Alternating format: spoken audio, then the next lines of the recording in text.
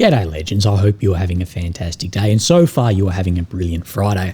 Now legends, of course, as always, we do have a lot to go over, and today we do have some firsts. The first use of a Russian drone boat, and the first time we've seen a Neptune missile system hit. So we'll look over all of that, but we also see other ships being struck as well. We're going to talk about massive strikes overnight and massive strikes that have been occurring for a couple of weeks. We'll look at the Russian strikes last night, what was hit, what's being said about this, and we'll look at Ukraine's ongoing campaign against Russian refineries and what that may mean, and go a little bit further on those, saying should there be an air truce, close the skies, but what would that mean for both Russia and Ukraine? Of course, we'll look at the maps, and then at the end, I know I've been speaking a lot about India. I know a lot of people aren't that interested. I think people should be far more interested because this is unbelievably important, what is happening between America and the world's largest democracy of India with these tariffs, and India not backing down. India now meeting with Putin and Xi, of course, with the two world's most populous nations of India and China, and those frictions seeming to be releasing. I'll speak a little bit more about where I think the White House just isn't understanding balancing sovereignty, even if your utopian rules-based order, which you don't abide by, but you expect everyone else to, even if they're not doing that, you need to look at raising the tat and balancing of sovereignty. So we have, of course, a lot in that. Now, as you know, I go over strategically important items, and that means I miss a lot of things that just go bang. But I'm not interested in that. In war, in attritional war, you lose a hell of a lot of equipment, a hell of a lot of men, and you see a hell of a lot of things going bang. What I'm more interested in is if we see something being used in a new way, or we see a new system enter the battlefield, and maybe the effect of this. Now, what we see here is for the first time, at least the first time I've seen, and first time many, I think, are reporting to have seen, is a Russian drone boat hitting a Ukrainian medium reconnaissance ship. So we get this footage from the wrong side here. Of course, one of the most well-known Russian pages. We can see this beck here coming up against this ship. Of course, you can see the cam nets on it. You can see then personnel aboard this ship as well. And then this drone boat then targeting that ship with an explosion. Now, absolutely, we know that has suffered some damage. How much, we don't know. What we do know is these Becks can carry a massive payload. Now, the type of ship that was hit was this. It was this Simferopol. Of course, this is a medium reconnaissance ship within the Ukrainian Navy. But where it was hit is very interesting as well. This was hit in the Dunabe River. Now, you don't need to be an analyst to see how important something like this is. Of course, this is the Black Sea over here. You have this slice down here of where Ukraine and Romania then share a border, and the supply into Europe, and how important this is, especially with what is occurring for further locking down over the last years of the Black Sea. So that is very, very important.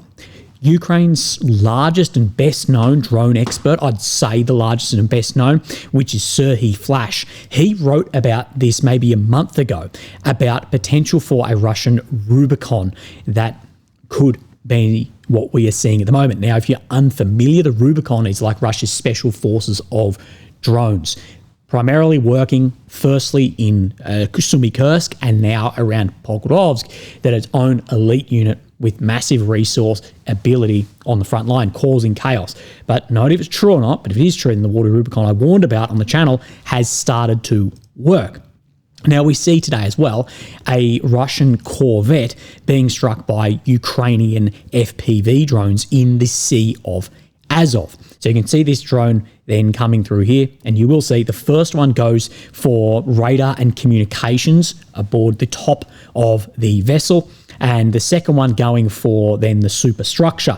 The amount of damage is unknown. We'll go through the statement in a second, but what I will say is FPVs flying just in the nature of what they do at this amount of range will not have a very large warhead. Radar communications equipment is unbelievably sensitive, so can have a lot of damage, but it's highly unlikely there's any damage to the hull or physical structure of the ship. it's just going to knock out some of its comms. But again, this is showing more and more that these massively expensive systems, from MBTs through to warships, are becoming more and more sitting ducks to whether it is a Beck made in a factory somewhere, or then to rebels somewhere getting jet ski parts together and sailing one out into the sea. Now, the Ukrainian GUR, this is who conducted this FPV on the Buan M missile corvette. Damaged the ship's radar system, and they said sustained significant damage. Now, I think it would have a lot of damage on those, at least that first strike, to some of the comms equipment.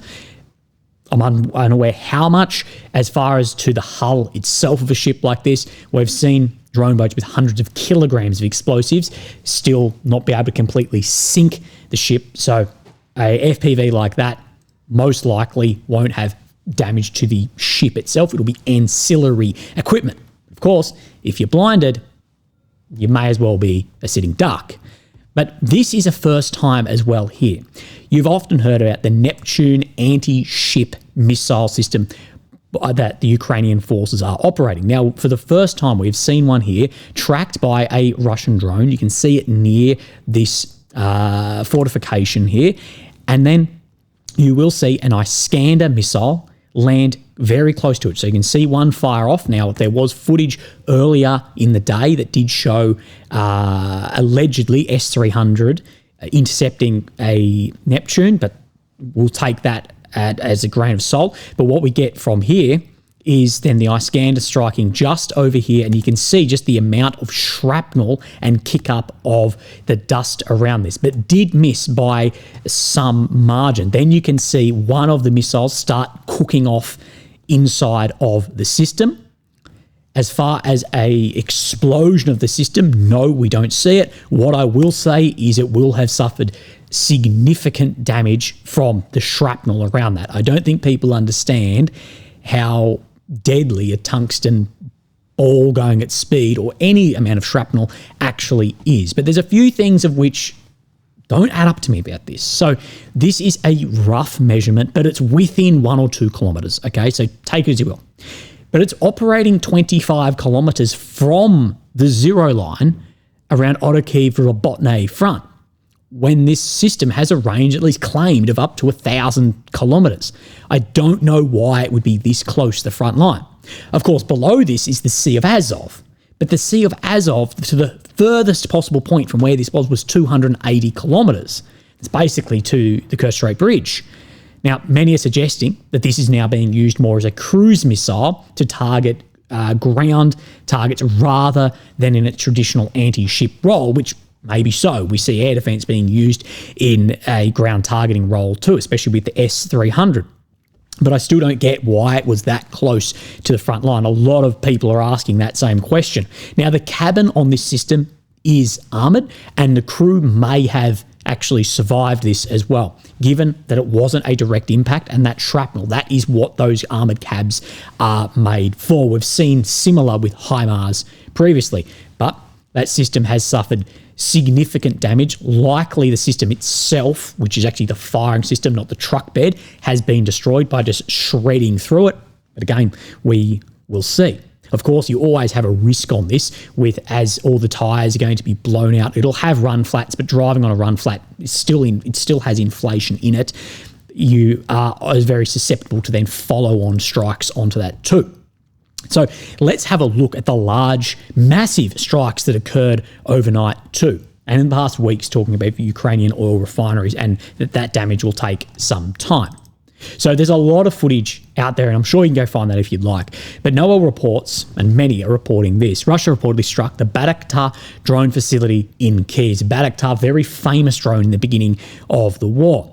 Hitting it twice, the facility suffered significant damage. Despite the war and early attacks, the company had continued investing tens of millions, training staff and preparing for production. Most systems were nearly operational. This marks the 4th attack on the site in 6 months. Now, it says that it was nearly operational after investing tens of millions. I guess this is what you would do, isn't it? Wouldn't you wait for it to get close to operational and then strike? If you're just striking a slab in the earth of concrete, that's not going to pour the resources into this. And at the end of the day, an attritional war is an economic battle of pressure and diplomacy. So I guess that's why it's happening. If you disagree with that, let me know. But I still fail to see why this Turkish Bayraktar system, I don't see why these are being built in Ukraine. Like, I know everyone loves to talk about domestic production and this and that, but this is what happens with domestic production, is it is targetable by systems like these missiles striking directly onto this and wiping out tens of millions of dollars. I don't see why, at time of the war, if you've got the option to make these systems outside of where it can be targeted, in Turkey or in Romania or in Poland or wherever, why is it not being done there? What's so adamant to make it here in this domestic production? Now, I understand Ukraine with their own domestic production and no one can then have any influence on that. But when it is a company like this or Rheinmetall wanting to build, I just don't get why. I'm like, after the war, great. It's going to be a lot cheaper labour than in Germany to do for then Rheinmetall. But at time of the war, focus on what is delivering an asset, not the best business opportunity down the line. That we see Mr. Keith Kellogg, Trump's special envoy to Ukraine. He tweeted this last night. Russia launched the second largest aerial attack of the war with 600 drones and 31 missiles. The targets, not soldiers and weapons, but residential areas in Kyiv, blasting civilian trains, the EU British Mission Council officers, and innocent civilians. These egregious attacks threaten the peace that POTUS is pursuing. Now, every civilian death in war is tragedy, regardless of who they are, where they are, whether it is in Africa, it's in the Middle East, it's in Europe, it's in Asia. It is an absolute tragedy, and all measures should be done to reduce civilian casualties by both countries who are both defending and then air defence systems through to who is firing the missiles. And Europe could do a hell of a lot more rather than just speaking and rhetoric about the ability to actually defend the skies too. But the reported civilian casualties at this stands at 17, which is a tragedy. But what I will say to Mr. Kellogg is if you launch 631 weapons, all specifically aimed at to create civ-CAS, as he states, your CAS value, sorry, I've corrected it up here, but it's jumped to 17 now. Your CAS value is going to be significantly more than 17, and you wouldn't do it at Kyiv. You do it at areas which are way less saturated in air defence, although the amount of air defence here is incredibly limited at the moment. You have footage of drones flying around. So it's just pushback on this idea that there's no targets that these weapons are actually going for. That doesn't justify firing cruise missiles or drones into these areas, but we still need to be truthful about what is going on and not just bury our head in the sand because it may fit a narrative. Reading through the comments on this post, as well as Emmanuel Macron's post, the leader of France, everyone in the comments points toward the hypocrisy of the US and the West and the support of a hierarchy of Western compassion in regards to something like when we see this compared to when we see the Israeli double tap against a hospital in Gaza 2 days ago. And that is important because so many people around the world, I'd say the majority of people around the world, don't believe America has any credibility to have any speak about order of weapon systems used. And the US wanting to maintain global order as it is, that is very important of how people then view this. Now, speaking of Kellogg himself, I think Kellogg appears to be the weak link for any negotiated settlement. He doesn't seem to share, at least observing, he doesn't seem to share the same views as the White House, as Trump or Vance or the other envoy Witkoff or many others. He doesn't seem to share that, and he's focused more on Kool-Aid, a narrative, rather than finding a peace or being able to have a victory. It seems like Keith is more trying to just maintain a narrative rather than this. So let's then speak about these Ukrainian strikes that we have then seen against infrastructure. Now, Mr. Konrad Mazuka, this is his Twitter handle to go and have a look at if you'd like. Now, the big question is whether Ukraine can sustain this strike tempo into the autumn and winter. Remember, with any attack, whether it is a tactical action on the battlefield to strategic to even political pressure in war, you need to be simultaneous and successive too. The strategic aim would be to prevent Russia from repairing damaged facilities and force cumulative degradation of its refining and storage network. In March, Ukraine carried out 8 strikes against critical infrastructure inside Russia, but activity slowed until August. This month alone, however, has already seen around 15 strikes, suggesting renewed emphasis on deep interdiction. Now, one thing I will say is it makes more sense to strike now than it did in March due to the agricultural sector, harvesting and holidaying as well. If sustained, this pattern could significantly complicate Moscow's ability to stabilise domestic fuel supplies. At the same time, Russia will almost certainly respond with strikes against Ukraine's critical infrastructure as the weather turns colder, raising the prospect of another high-intensity campaign targeting energy and civilian resilience. One thing I'll say about any strategic striking, whether it is Garans into Ukraine or Ukraine's 3,000 different types of long-range drones for some reason, I think many people massively overestimate the effect of strategic strikes over a period of war. It's not that it is useless whatsoever. It is not. But look at Russia's if strategic strikes were going to wipe this out, look at Russia's dominance in those strikes for years and still has to conduct ground operations. You can't backfill it all. Now, 2 videos ago, you and I went over the depth of these, or the effect of these at depth and what it will have against the Russian oil infrastructure. Now, if you haven't watched that video, the key points were the timing of this is worse than the crises. A lot of people on holidays in summer, and of course, a lot of farmers harvesting. Military equipment is all diesel, and Russia does have more of an abundance of diesel than it does petroleum, gas, whatever you'd like to call it. Drone attacks in 25, they have been significantly more destructive than in 24 and timed better. Impact is significant, but it's not yet critical. And at the end of the day, the government controls can distort the market, so they can flood, but they can also control on the market and prioritise fuel, as well as reduce the quality measures of the fuel, what could increase for smaller refiners too. Now, after the strikes on Ukraine today, there is a renewed call for the air truce that we did see actually hold for some time to be reinstated. Now, this is actually a very hard decision for Ukraine because Ukraine is not having success on the front line. It may have limited success in some areas, but overall, if we look at the front line for 2 years, has not had net success on the front line. But they are having success in deep strikes. And there seems to be now the new wonder weapon, the new Wunderwaffe, is strikes against refineries, meaning Russia will come to the table and withdraw rather than having successful military action on the front line. The problem is the air truce is going to be very attractive to someone like Trump. And it is attractive because you get stopped then your enemy's drones flying in your air. But these deep strikes going against refineries will then further Russian infrastructure campaigns heading into winter as well. So Ukraine is going to have to balance this idea of if an air truce is getting recommended, or if Putin says to Trump, air truce, or Trump says, or whatever, against what is the best way to limit Russia's capability is that by them not using Garans or by us striking their infrastructure. That's a very, very difficult way up.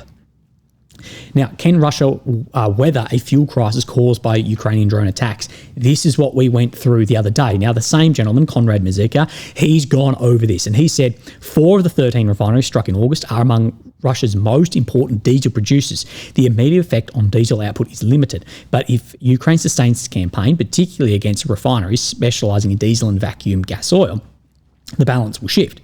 Current disruptions amount to 17% of refining capacity, which Russia can still absorb without undermining diesel surplus.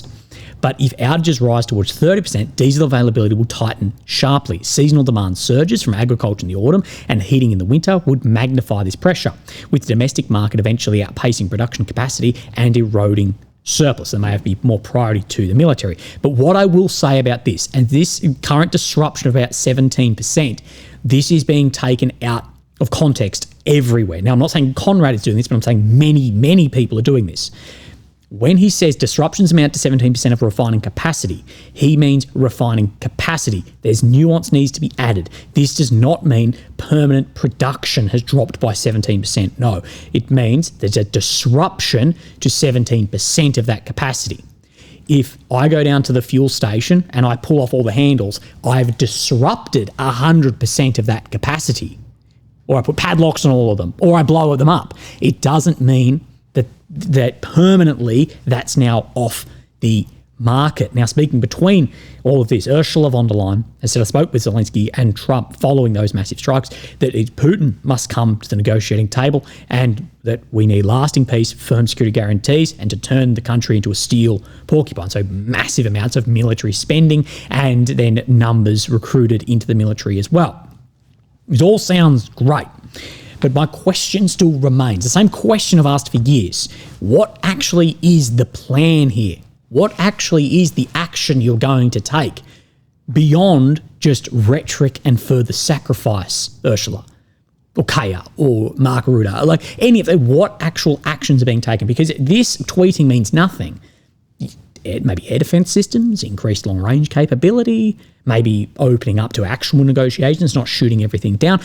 Again, that's where there's this rhetoric versus reality. This idea of for however long it takes, whatever it takes, that's not what we are seeing in reality at all. And the new wonder weapon, as I said, is that these refinery strikes will bring Putin to the table. But we heard that Putin will be brought to the table because of an egg shortage, because of a potato shortage, because of a missile shortage, because of dishwashers, because of fucking whatever. Now, maybe so, but it's a narrative we've heard again and again and again in what is primarily and will remain a ground war. So let's look at that ground war on the maps. So, of course, we have Ukraine in the center of your screen, the capital of Kyiv. The red area is occupied since 2022. The purple since 2014. The red check that you will see is ground that Russia has made over the last 24 hours. Let's come down here into Pokrovsk. You can see around Azov that Russia has made some ground. There are a lot of maps showing that Russia is all the way up into Pokrovsk. We know there are DRGs working in that area, but wait out on that. We'll get a better idea as we get more geolocations and more maps come through. So let's talk about Pokrovsk actual around this Udashne area here. We do see Suryak maps saying the last 48 hours, Russian army managed to recapture some positions inside Lenativny, began an assault into the northern warehouses of Udashne. So in this area confirmed, and Udashne moving further too. Now, around the actual pocket in Pokrovsk here, we did see that movement up into Myrne area by the Ukrainian forces into there, with many people, including someone I know in the Ukrainian forces, going, I do not understand this. Suryak is at least claiming that this has been reclosed up. Again, I am unaware. We'll wait on further confirmations of what is going on here. We see the Pokrovsk push, the Zloty Kolodyaz Kuchriv Yar push, where Ukraine has mobilized a lot of people to then stop this pushing from Vilna and pushing from Shakhovka and squeezing on this. But at the same time, Russia is pushing on this Poltavka, Popov Yar, Sofivka front line, and there is a threat of a double encirclement occurring. And this is what we see. We see where Ukraine is pushing out from Vilna, Shakhovka, but where Russia is pushing out Rusan Yar area towards Sofivka as well. And Mr. AMK Mapping says this is the approximate situation in the area right now. Both sides are at risk of being encircled by each other. It's the Spider-Man meme pointing at each other. Two legends looking at each other right now. But Russian forces have somewhat stable logistics for their offensive towards Sofivka, so on this right-hand side, on the eastern side. The Ukrainians have even more stable logistics for the attack on the Russian salient coming out of Dobropilia, which is what you get when you aren't extended in like this. The Ukrainians do not have good logistics into the Shakhovka area, which is down in this pocket. As we've seen, the 253rd has been moved from Sumy to come down in here. And then we see that Sumy has had a huge amount of targeting from aerial munitions, but also, according to Suryak, the Russians have been making some ground up there as well. Now, a point that I did miss that someone the other day wrote to me who is a service member, he said, what you actually don't talk about much and you should consider, and you may not have considered this, is he said, there's a lot of losses occur on movement rather than dug in areas. And we had a bit of a talk back and forward. And he goes, well, if you're sitting in Sumy right now, in those forests, you're in fortifications, you're in these built up areas. There may be targeting. But if you're getting picked up out of there to then move somewhere else, you're rotating forces, you're physically lifting up to move from walking to a vehicle to whatever to move, that is a very dangerous timeline as well. And he did say the more and more rotation and movement around the line, you do get an increase in losses too. So let's move our way up into the north, and then we'll come back down. So we have Kupiansk in here. This is an area which is massively under pressure at the moment and is getting further enveloped. We'll look at Suryak's map here. Situation north of the city was clarified. In the last 3 weeks, combats between Ukrainian army and Russian army access significant changes around these streets. And we did see that there was geolocated footage right down into where my cursor is at the moment a few days prior. Now we'll move our way down onto this area of front. Of course, this area, the Kapivkia front or Liman front, whatever you want to call it, but the Kapivkia is the extreme west of this. This is encircled in here. This is enveloped. You have the Oskel working as a de facto defense, if you will, but you're squeezed against it. Now, we do see what I was saying was Ukraine will try and push this rearwards, and Russia will then need to try and fatten it to decrease the saturation of Ukrainian assets back against this. And we did see Novomyalivkia come under control of the Ukrainian force, confirmed through all the maps that we usually use. But today we see this geolocation on the northern side of Novomyalivkia, as close as I could with that arrow. We do see that then a Russian flag has been flown here by forces. So again, it's hard to know, but it's definitely grey zone at this point in time. Maybe that area has been recovered, but we need to talk about this area a little bit further, because what we see around here is Russian army captured new areas around the Sejin in the last week. It completely captured this area. So is in this Serezhne right here, then further fattening this. Now, this is a long way from what this map is showing, but just a grain of salt. It makes sense to try and widen this for risk of vertical envelopment down to logistics lines, all the way through to desaturation of enemies' weapons against you. Let's move our way down into then Velika Novosilka, and you can see south of Temerivkia, Malanivkia, more red check showing on this map today. But we do see, and I'll just delete this because it reminded me, Novoselivkia here, that there is grey zone all the way out into this forest area that has been shown today. So if we step back and then step to today, we see this. So just a very rough measurement, say it was here, we're talking 6 kilometres. Unaware exactly why that is being shown, but what we do know is the threshold for deep state to show any grey zone in favour of the Russians or any red in the Russians is massively high, because it is a Ukrainian mapping with the MOD, same as if it was a Russian map showing a Ukrainian advance. So the threshold on this is very high. Very interesting to see what becomes of this deeper into the Dnipropetrovsk Oblast. Now, we have one more map here showing Russian army cross the Vovcha into Filia. And we did show a geolocation, I believe, the other day around Filia. The maps saying this. And for the first time, I believe Ukraine has actually accepted that Russia is operating inside the Dnipropetrovsk Oblast. So relatively, I guess, small changes to what we have seen, but we are not surprised at all to see very, very small, or even if we just saw no changes on the maps, even weeks or months at a time, in the nature of attritional warfare, because the nature of attritional war has nothing to do with kilometre squares, and that is not a measurement of who is winning. The measurement of who is winning, who can sustain and absorb loss for a longer period of time. Now we're going to do an India TLDR of what is actually going on here. Now, Reuters have this exclusive. India's oil imports are set to rise September in defiance of the US. Now, this is a TLDR of the situation, and multiple other articles from Reuters and Al Jazeera and others speaking about this. The ones more reporting on this. Now, 31st of August is the SCO, the Shanghai Cooperation Organization. Modi, the leader of India, he's expected to meet with both Xi Jinping and Vladimir Putin for, well, two-way talks, it's not going to be a three-way as far as I am reading. Now, this is the first time in years China and India look to actually be easing friction, and the first time in, I believe it's either 5 or 7 years, that Modi is actually going to China. Now, from Then this article, India is also considering easing investment rules that put greater scrutiny on Chinese companies, while Beijing recently agreed to lift curbs on exports of fertilizers, rare earth minerals, and tunnel boring machines to India.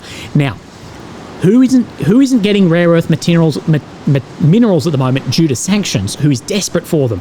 But that means China's not selling them either. Maybe India will start buying these now that the US is missing out on these Chinese rare earths. So you've got to remember, there's a lot in play here. This gentleman here, who's an economics professor at New York's Syracuse University, has said, in the situation and climate President Trump has created, it won't be surprising if both India and China find this a mutually beneficial transaction. Exactly what I've said is, regardless of history, great state powers do not have permanent friends or enemies. They have strategic interest. And the strategic interest of China is to become a regional, potentially global hegemon, if that's possible anymore. And for India is to grow India and become more of a local to regional hegemon as well. And a lot of that has to do with reduced American power and energy security, all of this for their state. So you might find this mutually beneficial transaction. Relationships between states can occur unbelievably quickly. Look at Germany, look at Japan, if you just like a quick example of this. Do not think that the world we see now is set in stone for the next decades or next centuries. Now, India has basically opened calling the West hypocrites because the US and EU are still buying Russian goods by the billions. And India, what they see is they see this as balancing sovereignty. We've spoken for years about India's sovereign balance, that it has both, it's an economy looking west, but also looking BRICS, so not one can just cut it off. Its military has a lot of US equipment and a lot of Russian equipment, so not just one side can cut this off. And with this energy security, it's playing all sides. So it means that one player can't impact you massively. This is where we have said, if you leave ideology out of it, Germany's sovereignty has not increased by cutting off Russian energy and oil. Because what has happened is now you're just more reliant on the US for your three pillars of sovereignty, of trade, military, and energy. You're so reliant on the US now, you can't counterbalance that against anything. Now, ideological reasons, maybe we understand. But if you're talking just objective sovereignty, there's a good argument to say it has been significantly reduced. Now, from another article, 3 trading sources involved in oil sales to India said Indian refineries would increase Russian oil purchases in September by 10 to 20% from the August levels, or 150 to 300,000 barrels per day. So they're increasing this amount.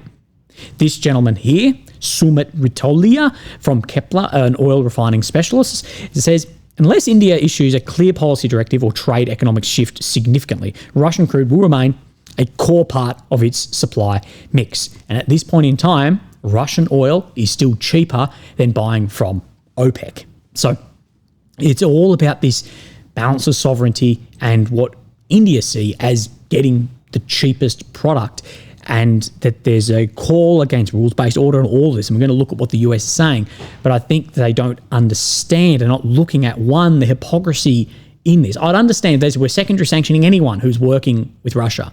So half the European states, the US themselves, China, whoever, Australian airports, as far as I understand, we're sanctioning all of that. But India's going, why the fuck are you just pointing us out? Okay? But let's have a look at Pete here.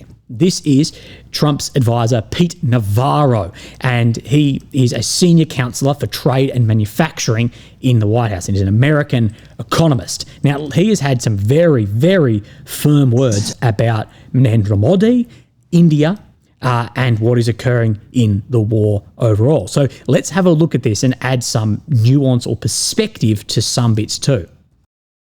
Now, what's startling about this is that prior to the Russian invasion of Ukraine in February of 2022, you know how much oil India bought from Russia? Just about zip, pretty close to zero. So what he's not taking into account here is that other oil, due to many other refiners, many other nations, they're not buying Russian oil anymore. They needed to get it from somewhere else, so therefore the market had a hole and this came in. But also India worked within the boundaries given at the time to stabilise oil prices around price caps and around what was being said at the time. This is why India is saying, like, well, back then you wanted us to stabilise this instead of skyrocketing oil or plummeting oil. And skyrocketing oil, of course, is terrible for your country and filling up at the bowser to heating to everything, but also oil falling out of its arse means these private oil companies, who the profit margins for the US oil companies significantly less than Saudi or UAE or Russian, means those companies can quickly go out of business too. So you need some level of stability too. Dave.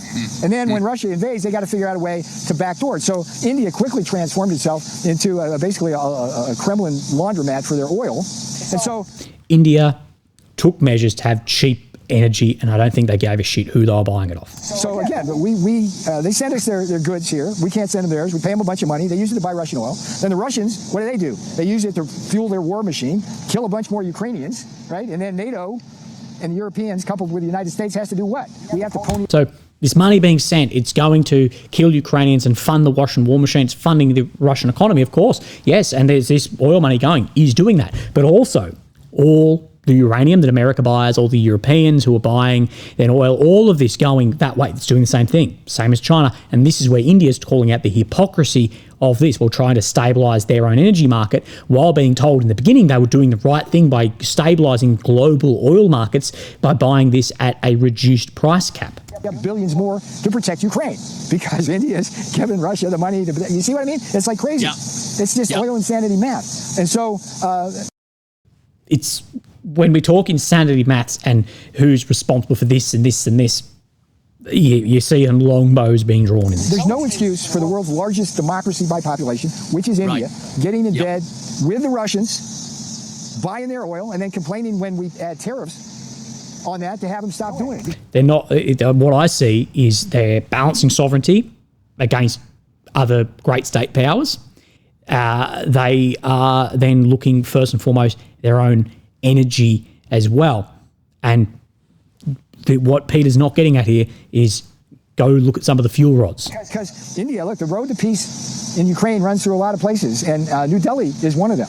They buy about 1.5 million barrels of oil a day. You know how many drones that buys for Russia to send their little bombs over to Kyiv? A ton. So they got to stop that. Yeah. That's the India story, and it's the India story, and that's my story. I'm sticking to it, Dave. And I wish India would get the message on this, because they're a great country. Yeah. Modi's a great leader. They could be a great partner. Oh, one other thing, this kind of lead. They don't even buy our arms, and that would help balance. Yes, they do. I don't know what fucking fantasy land Pete fucking Navarro is in if you don't think that there's a buying of arms and trade both ways between here. That's a ridiculous fucking statement for someone who's a senior counsellor for president of trade. But Modi's a great leader, but it's directly funding this. But you could also say, yeah, but there's direct funding through all of this too. India's problem is, well, how do we, what India would say is, we'll cut off the oil if we can balance our sovereignty so we're not just, you know, what you want is us to just be the little brother being controlled by you as you want within you, how you see your rules-based order. So we want sovereignty of oil. We want cheap oil, and OPEC's still more expensive, even with cap. And that what was at one point fine is now being changed. And a egregious push on what is independence and sovereignty, which is at the end of the day what we speak all about to do with this conflict. I'm so tired of these national security strategies being too cute by half. The reality is you got to stop India and China from buying Russian oil. You do that tomorrow when the war's over. I don't know how you're going to stop China from buying the oil. I don't know how you're going to stop India from buying the oil. These are massive states, massive populations who are incredibly reliant on this oil, and they will put their energy security and sovereignty, they will put that first before then firstly was the threat of tariffs, and then the tariffs have actually come in, and even the threat, I think America thought they'd back down from, and they haven't done. China, you're going to have no luck. Okay, the war's over. If everybody, including Europe. The war, I don't know if the war would be over. Maybe. It could definitely look different. oil prices would be unbelievably different to what they are now. This is like Europe's still buying Russia oil, which is crazy. Yep. Okay. Good point. If people just stop buying Russia oil, then it's only a matter of time before Putin doesn't have the money. Like India's Minister of Foreign Affairs said, who's buying the oil? You know, who's buying the refined product later on? Fund that war. So Modi's a big part of it. It's 1.5 million barrels of oil a day. That buys a lot of drones and bombs to kill Ukrainians. Okay, a lot. Okay, so what's troubling to me, Joe, is that the Indians are so arrogant about this. They say, "Oh, we don't have higher tariffs. Oh, it's our sovereignty. We can buy oil from anyone we want." That is what sovereignty does mean, is you can do whatever you would like, and secondary tariffs are a large push beyond what many would say is within the charters for sovereignty. Now, ideologically, you may agree with these or not, but sovereign nations, you're tariffing a nation for what they do trade somewhere else for their own energy security. This is where the rules-based order is massively contradictory of when it is quoted. India, you're the biggest democracy in the world, okay? Act like one. Side with the democracies. You're getting in bed with the authoritarians.